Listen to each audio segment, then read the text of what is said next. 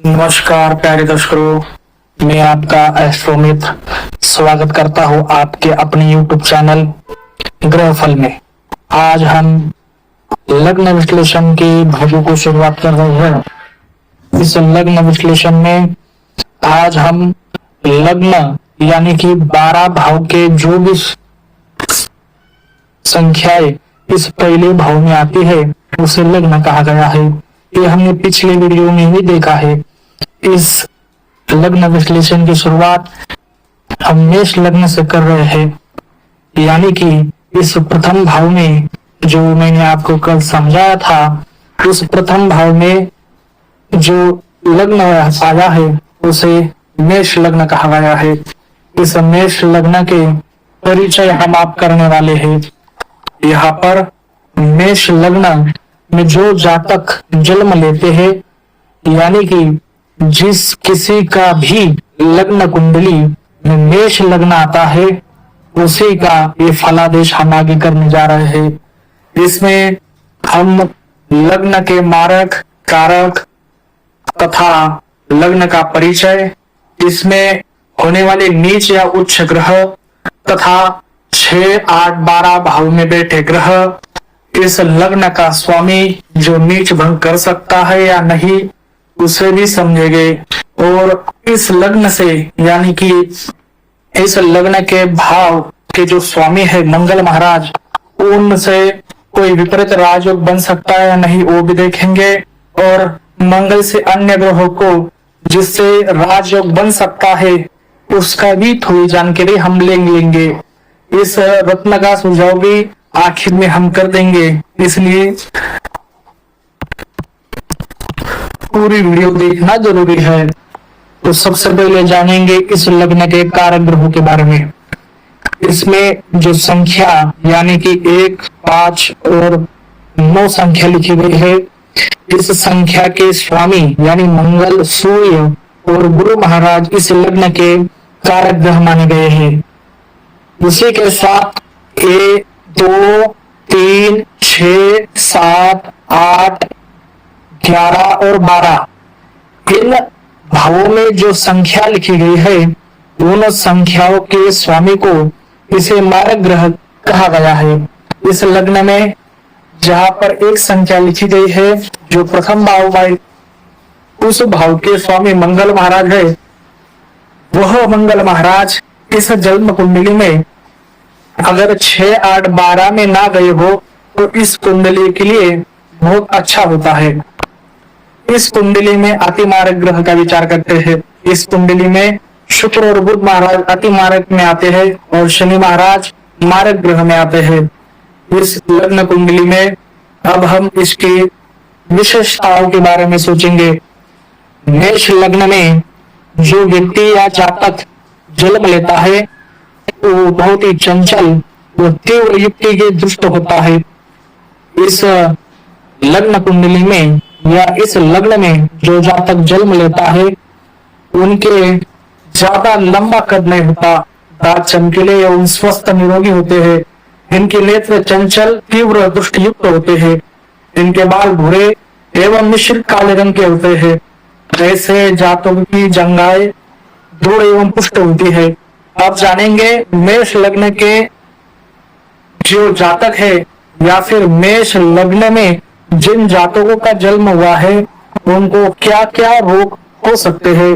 जैसे कि हम जान सकते हैं मंगल महाराज जो गुस्से का या फिर उष्ण का प्रतीक है, अग्नि का प्रतीक है, वह अगर लग्न में हो या फिर 6, 8, 12 में हो, या फिर एक हम ऐसा मान लेते हैं कि लग्न के स्वामी से अगर रोगों का विचार करें तो ज्वर, अग्नि, मस्तिष्क के संबंधी रोग इनसे हो सकते हैं। ऐसे जातकों के शत्रु भय सदैव सताता है। ऐसे जातक शनि एवं बुध ग्रहों को मार्केश जो कहा गया है, अगर वह 6, 8, 12 में गए हो तो वो अति मारक के रूप में सामने आते हैं। ऐसे जातकों को कौन सा व्यवसाय करना चाहिए, अब ये भी हम देख लेते हैं। मेष लग्न में जन्म लेने वाले जातक प्राय घुमंतु किस्म के व्यवसाय कर सकते हैं। उदाहरणार्थ फेरी लगाने वाले, ट्रैवलिंग करने वाले, सेल्समैन, ऐसे व्यवसायों में ये अपना काम कर सकते हैं। इस लग्न में जन्म जातक इंजीनियर, डॉक्टर, सैनिकी एवं राजनीतिज्ञ होते हैं। इनका भाग्य उतरे 6, 22, 28, 32, 36 वर्ष में हो सकता है। ऐसे जातक यदि सिंह, तुला यानी कि ऐसे जातक मतलब जो मेष लग्न के जातक है, उनका चंद्रमा अगर सिंह यानी 5 संख्या पर या फिर तुला यानी 7 नंबर की संख्या पर या फिर धनु 9 नंबर की संख्या पर हो, तो ऐसे जातकों वाले स्त्री अथवा पुरुष प्रेम और मित्रतापूर्ण संबंध रखे तो जीवन में सफलता प्राप्त हो सकती है। जोखिम के कार्य करने में ये प्रसन्न रहते हैं। ज्ञान, विज्ञान, कला एवं काव्य में ऐसे जातक विशेष रुचि रखते हैं। ऐसे जातक समाज एवं राजनीतिक क्षेत्रों में अपनी अलग छवि एवं पहचान निर्मित कर सकते हैं। अगर ऐसे जातक स्वभाव यानी इनका जो स्वभाव है, हम देख सकते हैं कि मंगल जो इसके राशि स्वामी है या फिर जो 1 नंबर की संख्या है जिसे मेष हम कहते हैं, इस मेष राशि का स्वामी भेड़ होती है। इसलिए ऐसे जातक हट्टी तथा चंचल, घमंडी, क्रोधी, उपद्रवी, कामुक, अत्यंत साहसी, उद्यमी, अभिलाषी, प्रयत्नशील, प्रगतिशील भी होते हैं। महत्वाकांक्षी एवं स्वच्छंद विचरण करने वाले होते हैं। धर्म एवं सामाजिक रूढ़ियों के प्रति ये सहज नहीं होते हैं, अतः कभी पक्ष लेते हैं, कभी पक्ष नहीं लेते।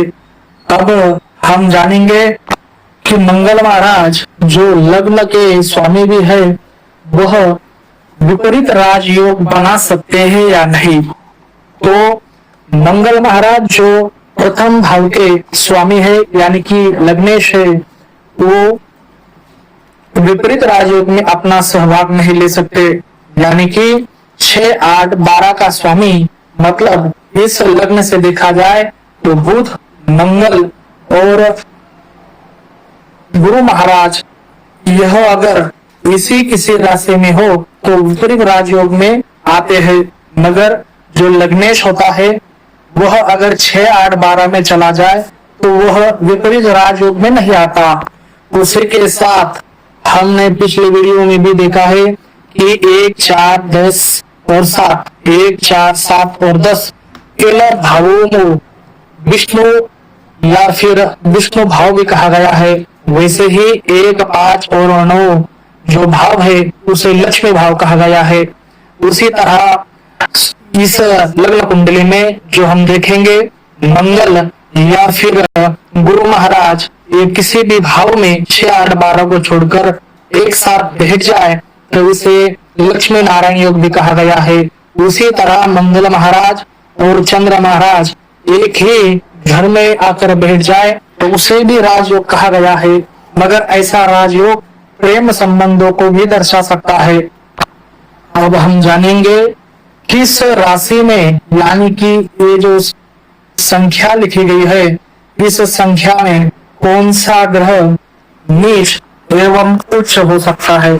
हम देख सकते हैं यहाँ पर मैंने लिख कर रखा है, यहाँ पर लग्न, उच्च और नीच ऐसे बनाए गए हैं। यहाँ पर 1 नंबर यानी मेष राशि है, मेष राशि में सूर्य उच्च का जाना गया है और शनि नीच का। 2 नंबर यानी वृषभ राशि, वृषभ में चंद्र उच्च का माना गया है, इसमें कोई भी ग्रह नीच नहीं होता। 3 नंबर में जिसे मिथुन कहा गया है, उस राशि में राहु महाराज उच्च माने गए हैं और केतु महाराज नीच। 4 नंबर की संख्या में जिसे कर्क राशि कहा गया है, वहां पर गुरु महाराज उच्च कहे गए हैं और मंगल नीच के। 6 नंबर, 5 नंबर में कोई भी ग्रह उच्च या नीच नहीं हो सकता, यानी सिंह राशि में कोई भी ग्रह उच्च या नीच नहीं होता। उसी तरह 6 संख्या में यानी कन्या राशि में बुध उच्च माना गया है और शुक्र महाराज नीच के माने गए हैं। उसी तरह 7 संख्या पर यानी तुला राशि में शनि महाराज उच्च के माने गए हैं और सूर्य महाराज नीच के। उसी तरह 8 नंबर पर जहां मंगल महाराज चंद्र महाराज नीच के जाने गए हैं और 8 नंबर में यानी वृश्चिक राशि में कोई भी ग्रह उच्च नहीं होता। उसी तरह 9 संख्या पर यानी धनु राशि में केतु उच्च जाना गया है और राहु नीच। उसी तरह 10 संख्या पर यहाँ मकर राशि भी कहा गई है। इस संख्या पर इस राशि में शुक्र महाराज उच्च के जाने गए हैं और बुध महाराज नीच के। अब हम समझेंगे जैसे कि हमने लग्न बनाया है, इस लग्न में यानी कि इस संख्या पर प्रथम भाव में यहाँ अगर सूर्य महाराज आ जाए तो ये उच्च के जाने जाएंगे और यहीं पर 7 नंबर पर आ जाए तो ये नीच के जाने जाएंगे। इसी तरह मंगल महाराज अगर 10 नंबर पर यानी मकर राशि में आ जाए तो ये उच्च के और दिग्बली भी माना जाएंगे। इसी तरह यह अपने कर्क राशि में आ जाए तो ये नीच के जाने जाएंगे। उसी तरह अगर बुध महाराज यहाँ मीन राशि में आ जाए, यहाँ पर ध्यान रखिए भाव का कोई भी दोष ना है। यहाँ पर जो संख्या लिखी गई है उस संख्या से यह उच्च या नीच हो जा रहे हैं। यहाँ पर बुध महाराज 12 नंबर की संख्या पर यानी मीन राशि में नीच के हो जा रहे हैं और यहाँ पर बुध में कन्या राशि में उच्च के माने जाते हैं। उसी तरह मंगल महाराज के हमने देखा है। उसी तरह हम अब चंद्र महाराज जो वृषभ राशि में आ जाए तो उच्च के जाने जाते हैं। उसी तरह वह वृश्चिक राशि में आ जाए तो नीच के जाने जाते हैं। उसी तरह इस लग्न कुंडली में इस संख्या जो हमने लिखी है उस संख्या पर कोई उच्च का और कोई नीच का होता है, मगर इस लग्न कुंडली में हम देखें तो सबसे ज्यादा प्रभाव हमें गुरु महाराज, मंगल महाराज और सूर्य महाराज का दिखाई देता है। इसीलिए मेष, सिंह, धनु इन राशियों के लोगों से आप मैत्रीपूर्ण संबंध बना ले तो आपको पूरा जीवन अच्छा जा सकता है। इसी तरह हम मेष लग्न में कौन सा रत्न पहनना चाहिए इस बात को जानेंगे। हम देख सकते हैं कि इस लग्न में मंगल महाराज, सूर्य महाराज और गुरु महाराज अच्छी स्थिति में दिखाई देते हैं। ये सिर्फ लग्न से कहा जाता है। लग्न और लग्नेश या फिर कारक, मार्केश या फिर अति मार्केश, इनसे कुंडली में जो ग्रह बैठे हैं वो देखकर ही रत्न का सुझाव दिया जाता है। मगर हम उदाहरण के लिए ये मान रहे हैं कि जो मेष लग्न की कुंडली हमने बनाई है उसमें कौन सा ग्रह का रत्न पहनने से आपको अच्छा लाभ मिलेगा। तो मेष, सिंह और धनु यानी कि मंगल, सूर्य और गुरु महाराज जिनके रत्न जैसे कि पुखराज, यहाँ मंगल महाराज का जो रत्न होता है उसे मूंगा कहते हैं और सूर्य महाराज की जो रत्न है उसे माणिक कहते हैं या माणिक्य कहते हैं। वैसे ही यहाँ पर अगर ग्रह का विश्लेषण करें तो कुछ अलग रत्न का भी सुझाव दिया जाएगा, मगर हम सिर्फ लग्न से देख रहे हैं तो इसमें मूंगा, माणिक्य और पुखराज ये रत्न लाभकारक हो सकते हैं। अब हम जानेंगे कि मेष लग्न के व्यक्ति को या जन्म लिए हुए बालकों को कौन सा रत्न नहीं पहनना चाहिए। इस लग्न के व्यक्ति को शनि महाराज यानी नीलम रत्न का चुनाव नहीं करना चाहिए। उसी के साथ राहु महाराज जिनका रत्न होता है गोमेद, वो भी नहीं पहनना चाहिए। तो हम जान सकते हैं गोमेद, लहसुनिया, नीलम, यह रत्न इस कुंडली में वर्ज माने गए हैं। उसी के साथ हम शुक्र महाराज का भी रत्न ना पहनने का सुझाव दे सकते हैं, मगर यह सिर्फ लग्न से बताया जा रहा है। जब कुंडली आ जाएगी तो उसमें बैठे ग्रहों का भी पूरा विश्लेषण किया जाता है। आपको मेरी दी गई जानकारी अगर अच्छी लगी हो तो आप कमेंट्स, लाइक और शेयर जरूर कीजिए। धन्यवाद।